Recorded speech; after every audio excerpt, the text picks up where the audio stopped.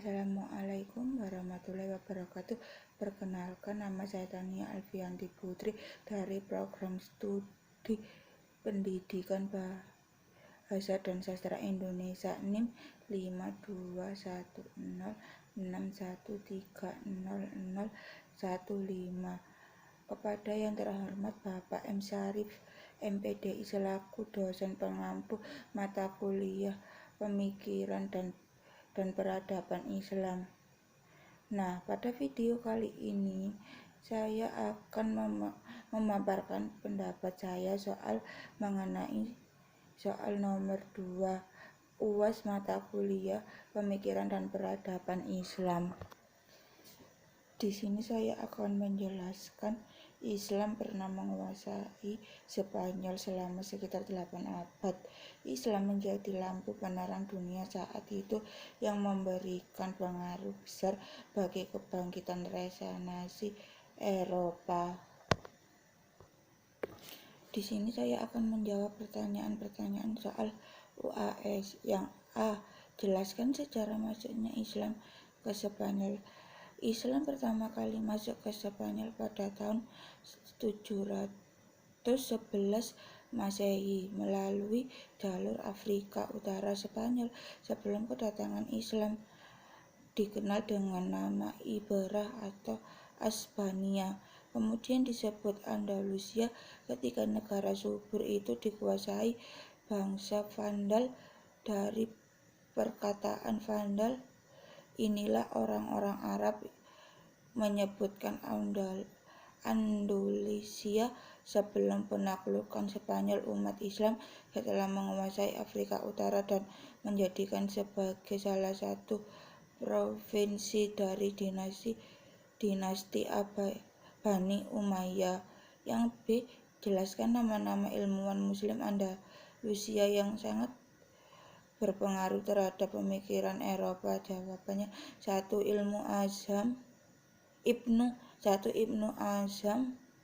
2. Ibnu Rushd, 3. Ibnu Arabi, 4.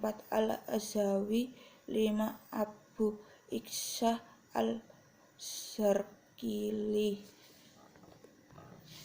Yang C. Jelaskan apa makna reinkarnasi dan apa sumbangan Islam terhadap kebangkitan Eropa. Reinkarnasi adalah gerakan perubahan besar di Eropa yang terjadi setelah abad pertengahan. Istilah reinkarnasi berasal bahasa Latin renaître yang terdiri dari dua kata, yaitu re berarti kembali dan naître berarti lahir. Dengan begitu, Renaissance dapat diterjemahkan sebagai masa terlahir kembali kebangkitan peradaban Islam. Awal mula kebangkitan peradaban Islam dapat ditelusuri dari perkembangan ilmuwan, pengetahuan dan kegiatan intelektual di Baghdad dan Cordova pada masa pemerintahan Al-Amun. Ia mendirikan Bait al-Hikmat di Baghdad yang menjadikan pusat kegiatan ilmiah.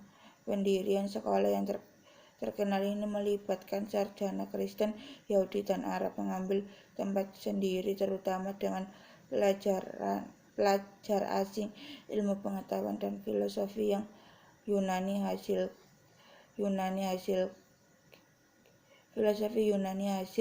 karya Galen, Hippocrates, Plato, Aristoteles, dan para komentator seperti Alexander Themistocles, Johann Piscoponus, dan lain-lain.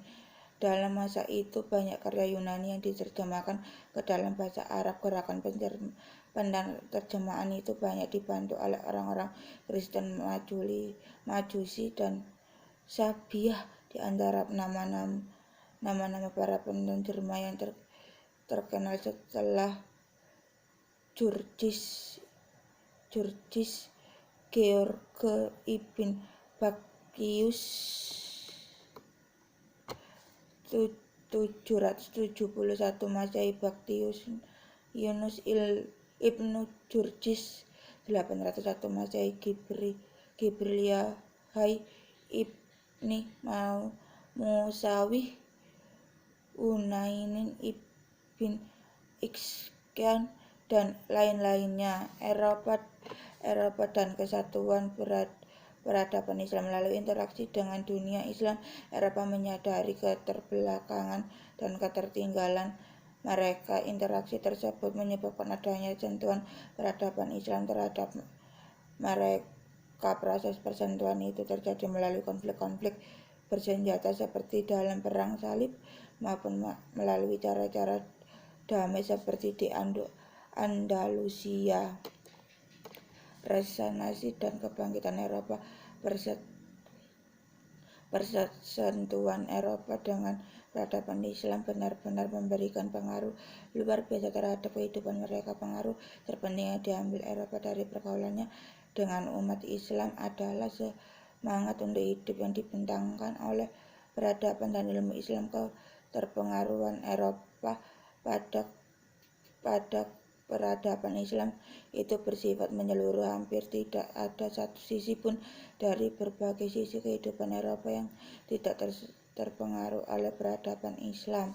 Dalam buku Making of Humanity, Robert Fico menegaskan tidak hanya ilmu yang mendorong Eropa kembali pada kehidupan, tetapi pengaruh-pengaruh lain yang masuk, terutama pengaruh-pengaruh peradaban Islam yang pertama kali menyalakan kebangkitan Eropa untuk hidup. Menulis bahwa metode sekolah, universitas, ulama, dan buku menjadi pengaruh serta penggerakkan kebangkitan Eropa. Sekian dari jawaban saya, kurang lebihnya mohon maaf. Wassalamualaikum warahmatullahi wabarakatuh.